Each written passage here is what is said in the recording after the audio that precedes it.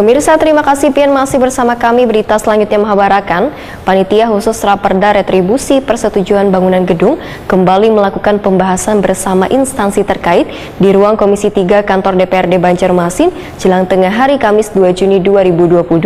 Warga yang akan membangun gedung atau perumahan nantinya akan diatur dalam Raperda ini untuk dipungut dan dikenakan retribusi.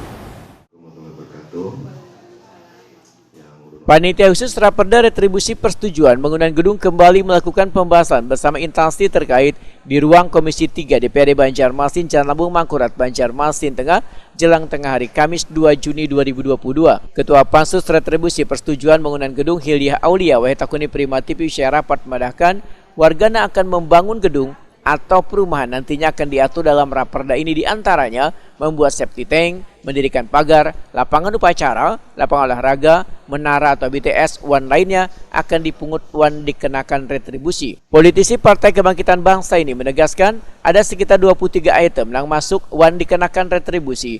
Sebelumnya item dari bangunan tersebut sudah diatur dalam izin mendirikan bangunan, namun diatur kembali sesuai peraturan pemerintah nomor 16 tahun 2021 tentang retribusi persetujuan bangunan gedung. Bahkan di dalam aturan baru ini ada bangunan yang mengalami perbedaan perhitungan, maka besaran nilainya akan disesuaikan dengan situasi dan kondisi di Banjarmasin. Besaran nilainya, karena kalau dari segi pasal apa itu sebenarnya itu sudah baku dari kementerian.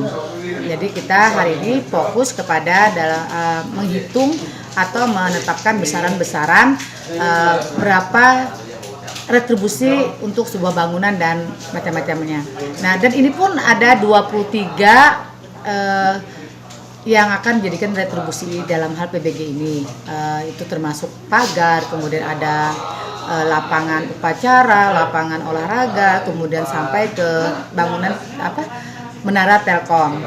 Nah, di situ kita membahas besaran-besarannya, yang mana kemarin sudah ada besaran di EMB.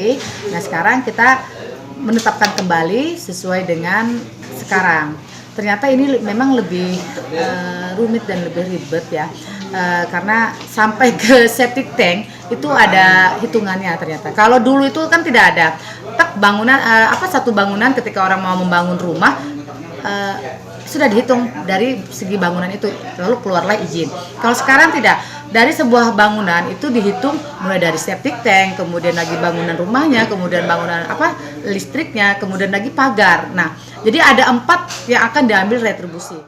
Hilya Aulia menambahkan, Raperda Persetujuan Bangunan Gedung ini lebih meningkatkan pada kualitas dari setiap bangunan, baik rumah maupun gedung, yang layak dan aman sesuai standar nasional.